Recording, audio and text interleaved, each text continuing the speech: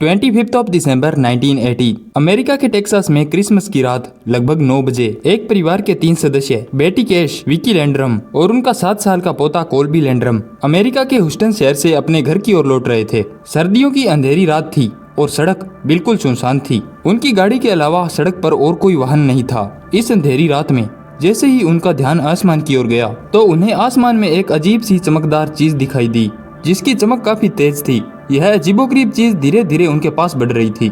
शुरुआत में उन्हें लगा कि शायद ये कोई प्लेन या हेलीकॉप्टर हो सकता है, लेकिन उनका ये अंदाजा गलत था, क्योंकि धीरे धीरे ये अजीब सी चीज उनके और करीब आती जा रही थी, जिसे देखकर वे लोग दंग रह गए, क्योंकि यह कोई प्लेन या हेलीकॉप्टर नहीं था, बल्कि यह हीरे के आकार की कोई रहस्यमय चीज थी, जिसकी रोशनी काफी तेज थी। अब यह रहस्यमय चीज उनकी गाड़ी के बिल्कुल सामने आ चुकी थी, जिस कारण उन्हें अपनी गाड़ी रोकनी पड़ी। उन्होंने देखा कि जैसे ये अजीब सी चीज उनके पास आई तो उनकी गाड़ी में लगे रेडियो का सिग्नल अचानक ही उड़ गया और उस चीज से निकलने वाले ताप से वहां का टेम्परेचर अचानक ही बढ़ गया। वे तीनों ही इस अजीब सी चीज को देखने के लिए गाड़ी से बाहर आते हैं, लेकिन इससे निकलने वाले ताप से बचने के लिए उन्हें फिर से गाड़ी में वापस आना पड़ता है। वहां का तापमान इतना बढ़ चुका था कि उनकी गाड़ी पूरी तरह गर्म हो गई, जिस कारण उन्हें अपनी गाड़ी का गेट खोलने में काफी तकलीफें हुई। डर के मारे उन्होंने जैसे ही अपनी गाड़ी को स्टार्ट करने के लिए चाबी घुमाई, वे लोग अपनी गाड़ी में फंस चुके थे। लेकिन ये अजीब सी चीज धीरे धीरे फिर से आसमान की तरफ जाने लगी। उन्होंने देखा कि इस उड़न तस्तरी जैसी दिखने वाली चीज के आसपास लगभग 23 हेलीकॉप्टर्स उड़ रहे थे, जो मानो उस चीज का पीछा कर रहे हो। इसे देखने के बाद वे लोग घबरा गए थे। उन्हें कुछ भी समझ में नहीं आ रहा था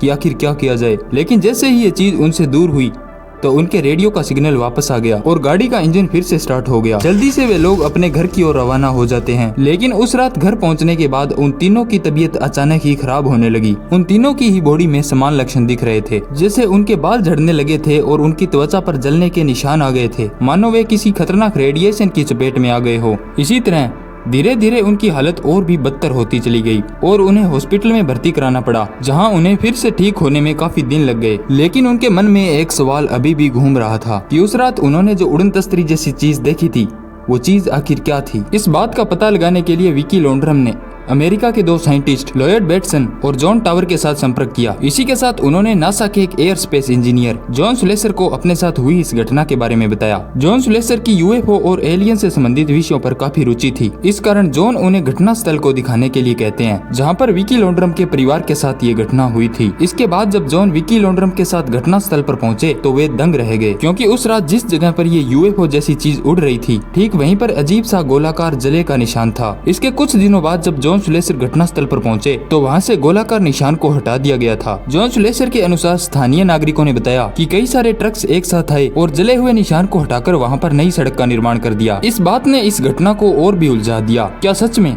वो कोई यूएफओ था? इस बात का पता लगाने के लिए जॉन सुलेसर ने जिस रात जहां पर ये घटना घटी थी उन एरियाज में पूछताछ की, जिसमें उन्हें पता चला कि उस रात कई लोगों ने हेलीकॉप्टर्स देखे जाने का दावा किया था, लेकिन किसी ने भी यूएफओ जैसी चीज देखे जाने का दावा नहीं किया। इस घटना को लेकर विकी लैंड्रम के परिवार का ये मानना था कि ये घटना अमेरिकी सरकार के किसी खुफिया ऑपरेशन का हिस्सा थी और उस रात उन्होंने जो हेलीकॉप्टर्स देखे थे वे अमेरिकी सेना के थे। ये मानते हुए उन्होंने अमेरिकी सरकार के खिलाफ कोर्ट में रिपोर्ट दर्ज की, जिसमें उनका कहना था कि उन पर पड़े इस रेडिएशन का कारण अमेरिकी सरकार है। लेकिन अमेरिकी सरकार ने ये मानने से इनकार कर दिया कि उन्होंने कोई खुफिया ऑपरेशन चलाया था। इस घटना के बाद अमेरिकी सरकार पर लगभग 4 साल तक मुकदमा चलाया गया, लेकिन पुख्ता सबूतों की कमी के कारण इस केस को अदालत के द्वारा बंद करना पड़ा। लेकिन विकी लैंड्रम का परिवार हमेशा ये दावा करता रहा कि उस रात उनके साथ ये घटना घटी थी। उनके इस दावे को कईयों ने शक की निगाहों से देखा तो कईयों ने इसे सच मान लिया और इस घटना को लेकर कई सारी थ्योरीज दी गई, जिसमें से एक थ्योरी का कहना था कि ये घटना एलियन से संबंधित हो सकती है और दूसरी थ्योरी के अनुसार ये घटना अमेरिकी सरकार की मिलिट्री टेक्नोलॉजी का हिस्सा थी। कई विशेषज्ञों का मानना था कि यह अमेरिकी सेना के किसी परमाणु वेपन या किसी एडवांस्ड एयरक्राफ्ट की टेस्टिंग थी, जिसे जनता से छुपाया गया था। हेलीकॉप्टर्स का वहाँ होना भी इस थ्योरी को मजबूती देता है। इसके अलावा एक थ्योरी का यह कहना था कि यह घटना केवल एक मानसिक भ्रम थी और विकी लैंड्रम के परिवार के साथ यह केवल डर के कारण उत्पन्न हुआ एक वहम था। इस घटना को लेकर साइंटिस्ट ने पूरा जोर लगा दिया, लेकिन इस मिस्ट्री को अनफोल्ड कोई नहीं कर सका। इस घटना पर केवल थ्योरीज ही दी जा सकती है।